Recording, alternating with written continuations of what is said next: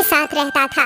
वो हमेशा अपनी पत्नी के साथ लड़ाई झगड़ा किया करता था और शराब पीकर घर आता था, जिस वजह से चित्रा काफी ज्यादा परेशान रहती थी।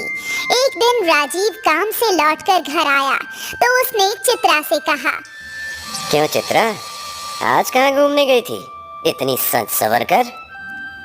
कहीं नहीं, बस ऐसे ही तैयार हो गई हूँ। ऐसे ही कोई तैयार नहीं होता, सच सच बताओ, क्यों तैयार हो?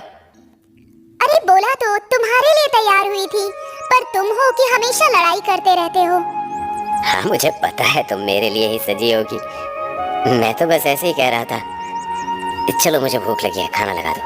ठीक है, मैं अभी आपके लिए खाना परोस कर लाती हूँ।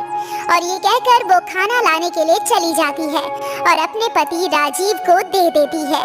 राजीव जब खाना खाता है तो अपनी पत्नी चित्रा से कहता है, अरे ये क्या खाना बनाया है, इसमें तो बिल्कुल भी स्वाद नहीं है। अब तुम खाना बनाना भी भूल गई हो क्या?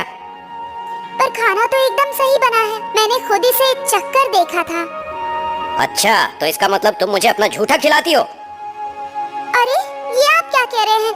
मैं आपको झूठा खाना नहीं, मैंने तो बस इसलिए चखा कि खाना अच्छा बना है या नहीं। मुझे नहीं खाना, खुद ही ठूस लो। आप तो बिना फालतू के बात का बतंगड़ बना रहे हैं, ये कोई इतनी बड़ी बात भी नहीं है। आगे से मैं ध्यान रखूंगी। मुझे कुछ नहीं पता, तू जानबूझकर ऐसा करती है जिससे मैं तुमसे लड़ूं।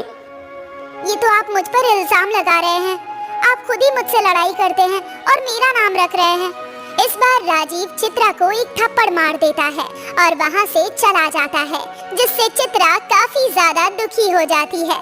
अगले दिन चित्रा कुएं से पानी भरने गई तो वहाँ पर उसे विमला मिल गई।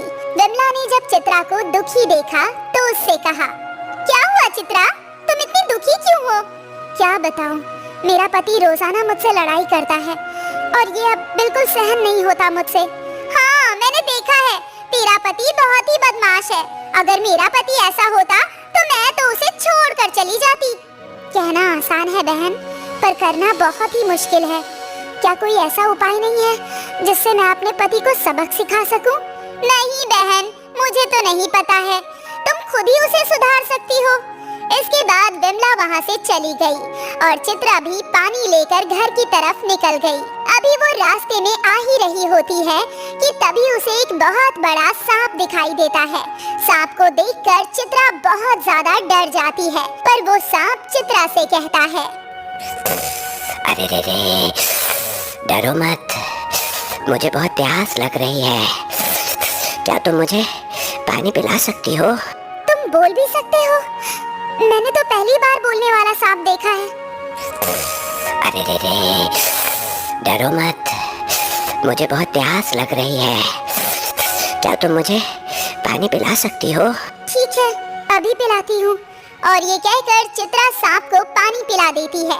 पानी पिलाने के बाद वो सांप चित्रा से कहता है, तुम्हें जब भी मेरी जरूरत पड़े तो मुझे बुला लेना, क्योंकि तुमने मेरी मदद की है, तुम्हारा मुझ पे ये एहसान है।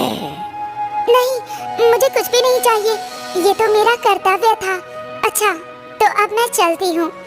ये कहकर चित्रा वहाँ से चली जाती है और सांप भी वहाँ से चला जाता है। जब चित्रा घर पर आती है तो राजीव पहले से ही घर पर था और उसने चित्रा से कहा, इतनी देर कहाँ लग गई तुझे, किससे मिलने गई थी? ये आप क्या कह रहे हैं? थोड़ा सोचकर तो बोला कीजिए ना, मैं पानी भरने गई थी। पर विमला तो तुझसे पहले लौट कर आ गई, मैंने खुद उसे अपनी आंखों से देखा है। हाँ मुझे पता है, पर रास्ते में मुझे एक सांप मिल गया था तो बस वही देर हो गई। अच्छा, अब तू कहानियां बनाने लगी, मुझसे ये चालाकी नहीं चलेगी। सही सही बता, वरना मैं तुझे मारूंगा। अरे बता तो रही हूँ, सबके पति कितने अच्छे होते हैं और आप है कि जब देखो तब मुझसे झगड़ा ही करते रहते हैं। अच्छा तो ये बात है, तुझे मैं अच्छा नहीं लगता हूँ? ये किसने कहा आपसे? आप तो बात का दूसरा ही मतलब निकाल